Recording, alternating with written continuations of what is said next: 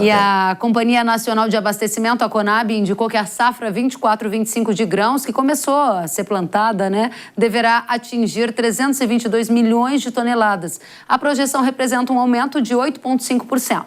O motivo para esse otimismo é um aumento de área plantada e também uma expectativa de melhora na produtividade média das lavouras. A soja tem projeção de safra recorde, com 166 milhões de toneladas, aumento de 12,5% em relação à temporada anterior.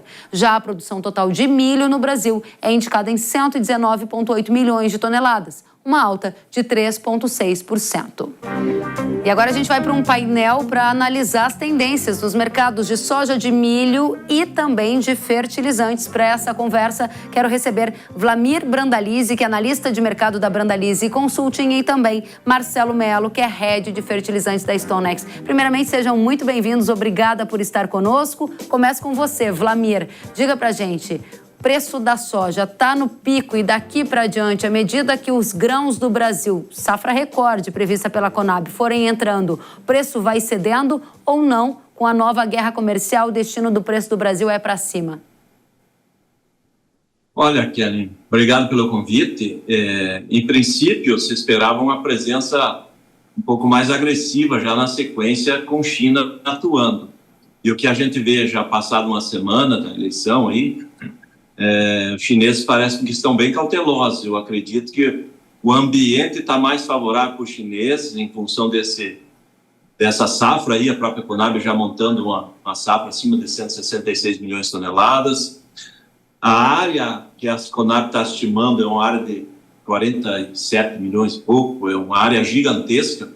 Então, se o clima seguir como está, é bem provável que a safra seja ainda maior do que está sendo projetada. Isso dá um conforto para o cliente, para o comprador. Eu acredito que o ambiente do momento, analisando esse momento, nós estamos talvez no pico das cotações e provavelmente passando aí para frente, entrando em dezembro, nós poderemos ter uma pressão negativa nos prêmios também, porque um excesso de oferta e principalmente porque nós estamos com a safra concentrada em praticamente 4 semanas, em função do atraso das chuvas, nós vamos ter ali no final de fevereiro e o mês de março 130, 120 milhões de toneladas chegando ao mesmo tempo, que é uma coisa que nunca aconteceu no Brasil. E nós estamos com os mesmos portos, as mesmas rodovias, a mesma infraestrutura, e certamente isso vai prejudicar o produtor. E o produtor tem que se preparar que talvez lá nesse momento ele vai ter 15, 20 reais a menos de cotação da soja do que está hoje. Caramba, então é importante que o Vlamir já começa destacando para a gente que ele tem a percepção que estamos vivendo o pico de preço de soja da safra 24-25 e que há sinais de que nos primeiros meses de 25 o preço pode ceder até 15 reais por saco, ou seja, é bastante.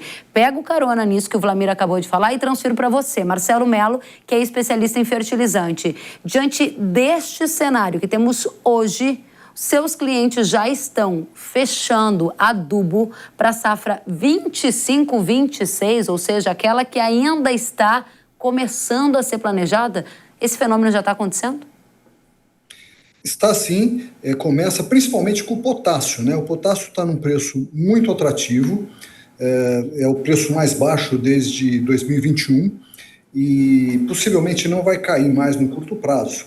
E exatamente como a soja, se você acreditar que a soja tem uma chance de cair, a menos que haja uma quebra muito grande, vamos esperar que essa quebra não seja no Brasil, fazer um barter trade de potássio para o plantio da safra 25-26, lá a partir de setembro, outubro, é uma ótima estratégia. E ela começa a ganhar corpo no Mato Grosso agora, isso aí.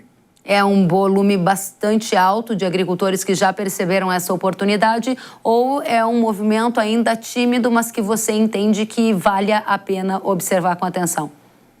O movimento, eu diria que ele não é um movimento muito forte, não está ocorrendo o tempo todo, mas ele começa a ocorrer, nós temos vários clientes que já têm conversado sobre isso, e eu acho que é muito importante porque ele sai do risco da soja. Eu não vejo o potássio como um grande risco de alta. Até recentemente, esse fim de semana, o Lukashenko, da Bielorrússia, sugeriu que se a Rússia também aceitasse, ele cortaria 10%. Então, Rússia e Bielorrússia cortando 10% da produção de potássio, eu acredito que esse número não é suficiente para fazer o potássio subir mais do que 10%, que seriam uns $30. Mas eu duvido que os canadenses fossem acompanhar. Eu tenho dúvidas quanto a isso, por conta da entrada de um player muito grande daqui a 1 ano e 9 meses, que é a BHP. Muito bem. Então, não sei se estrategicamente faz sentido fazer os preços subirem já. E, de qualquer maneira, eu acho que você sai do risco da soja. Então, você protege o potássio num preço muito bom, sai do risco da soja. Acho que faz muito sentido. Muito bem. Esse trade. Marcelo, interessante que a gente está falando de 25, 26. Aí, Wlamir, eu volto para você agora para a safra 24, 25 e de milho. Você já deu a sua primeira percepção sobre formação de preço de soja. Todo mundo que já plantou soja e vai semear a segunda safra de milho está fazendo cálculo, porque o preço do milho também subiu, mas tem muito adubo para fechar. O Marcelo vai trazer disso para a gente. O preço do milho também está no pico ou aí não, a história é diferente? Qual é a tendência? Olha, o milho é diferente, né? Porque o milho, se a gente olhar o próprio USDA aí no relatório da sexta-feira, ele já trouxe um déficit mundial aí entre a produção e o consumo de 10 milhões de toneladas. E eu acredito que o déficit real vai ser 20 milhões. Porque ele ainda não computou a Argentina, por exemplo, que a Argentina está reduzindo quase 2 milhões de hectares de milho em função da cigarrinha. E isso também não é bom para nós com relação à soja, né? Porque ele está tirando parte do milho e vai plantar mais soja. Então, a oferta de soja vai ser bem maior do que talvez o próprio USDA está apontando aí. Então, no caso do milho, os fundamentos são bons. E no mercado brasileiro, mesmo que a Conab esteja certa aí, que a gente colha 120 milhões de toneladas, arredondando, nós estamos tendo recorde histórico de demanda interna de milho para ração, recorde histórico sendo usado para etanol e a exportação que é milho. Então, essa guerra comercial com a China é o maior importador mundial de milho, vai trazer a China para o nosso mercado também.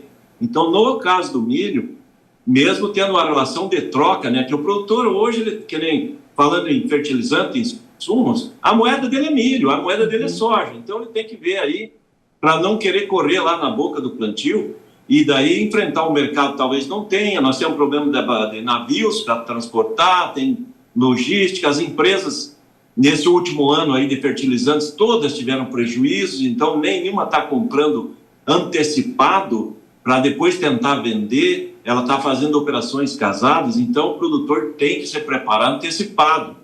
Por quê? Porque eu acredito que o milho vai ter um ano bom. E eu acredito que o milho, provavelmente, a rentabilidade do milho, se a condição de clima for normal, ela vai ser maior que a soja. Então, é por isso que o produtor tem que se preparar mais cedo para não chegar na hora e talvez ter dificuldade de comprar os insumos, né? E principalmente fertilizante, que é muito importante. Muito bem. Então, o Wlamir está dizendo para a gente que vê uma tendência baixista para a soja, como ele colocou na primeira rodada, e uma tendência altista para o milho. Aí eu pego essas suas avaliações, Wlamir, e deposito aqui na conta do Marcelo. Marcelo, se a perspectiva é do preço do milho subir mais, tem muito agricultor ainda aguardando para fechar o insumo para tentar uma relação melhor de troca.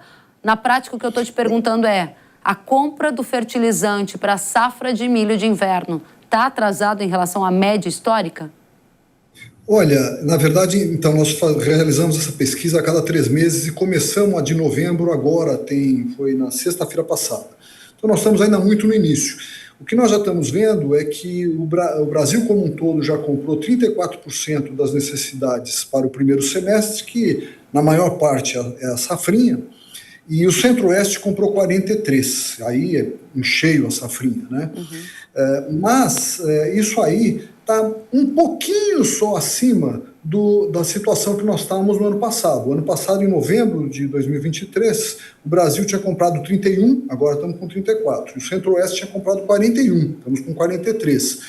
Os números eu acho que podem subir, porque nós temos ainda mais uns 10 dias de pesquisa. Acredito que os números vão subir, mas não vão mudar já muito desse patamar, né? Talvez vamos a 46, 47, alguma coisa do tipo. E, de fato, há um certo atraso, não diria atraso, mas no passado, nas últimas safras, até 2022, estava se antecipando muito as compras. E desde 22, isso tem sido regularizado sem uma antecipação tão grande. Mas eu concordo que o momento é importante comprar, porque as misturadoras sofreram muito, os grandes importadores sofreram muito, perderam muito dinheiro. Então é importante ele comprar agora, está na hora. Dependendo do local que ele está no Brasil, se é Mato Grosso, que é o mais importante, ele tem que sair já, porque senão ele vai ter problema de logística para receber, né? Porque lá o plantio vai ser um pouquinho mais cedo mesmo, né, do milho também. Em outras áreas que vão ter um plantio de milho, né, um pouco mais para frente, aí ele pode esperar um pouco, porque o nitrogênio vai cair. O nitrogênio está num preço, está agora a 350, já esteve a 380, mas ele vai cair mais. Se esperar algumas semanas, até começo de dezembro, meados de dezembro, o nitrogênio pode chegar a 320, 310. Mas ele não pode comprometer a logística. A logística vem antes do preço. Isso é essencial ele fazer isso. Muito bem. Agora volto para você, Wlamir, diante disso que o Marcelo nos diz, ou seja, ele traz números inéditos da pesquisa, mas fala, presta atenção, tem oportunidade de mercado, mas não pode perder a oportunidade e o timing logístico. Eu volto para você, Wlamir, para a gente resgatar uma questão sobre guerra comercial. Você apontou que a guerra comercial entre China e Estados Unidos, numa nova era Trump, deve favorecer o aumento de compra da China para o milho brasileiro, e isso é um fator altista para o milho, na sua avaliação, mas não chega a ser um fator altista para a soja, porque os fundamentos da soja, ou seja, a oferta de soja, inibiria altas maiores de preço. Essa é a diferença que você está vendo do mesmo fator, guerra comercial, impactando de um lado a soja e de outro lado o milho, de maneiras diversas? Exatamente. Com relação à soja, então, se o Brasil colher uma safra dentro da normalidade, que provavelmente vai caminhar por causa do clima, né? Nós provavelmente poderemos ter uma safra mundial de 430 milhões de toneladas. E o consumo previsto é 410. Então, nós vamos ter um avanço dos estoques. E isso a gente tem que se colocar do lado do comprador, né? O comprador vai precisar comprar soja, vai precisar comprar milho. O que ele vai dar preferência e comprar e pressionar? O milho já mostra um déficit de 10 milhões de toneladas e pode chegar a 20 ou mais. Então, e a China, com a guerra comercial, ela vai trabalhar com estoques maiores, porque certamente ele sabe que Trump, ele hoje, além dele prometer que vem com a guerra comercial, ele está muito bem calçado nos Estados Unidos com as duas casas, né? Câmara de Deputados, Senado. Então, ele tem argumentos. E automaticamente eu acredito que dentro dos Estados Unidos, para ele estimular a economia, o Trump vai sentir que vai ter dificuldade da exportação por você taxar para a China. Mas automaticamente ele tem dentro um argumento que é a mistura maior de etanol na gasolina, que já é um projeto desde o Bush, que veio sendo feito e não evoluiu como era o projeto inicial, e agora ele teria essa condição de misturar um pouco mais de etanol, usar mais milho americano para etanol e automaticamente agradar uma parte até ambiental ali do Congresso, para ele tirar esse peso do produtor americano, que seria um peso negativo na guerra comercial, e automaticamente ele libera o Brasil aí meio líder, né? Porque a Ucrânia, como sempre foi o segundo exportador mundial, com a guerra e tudo, ela não conseguiu mais, ela vai continuar ainda pequena.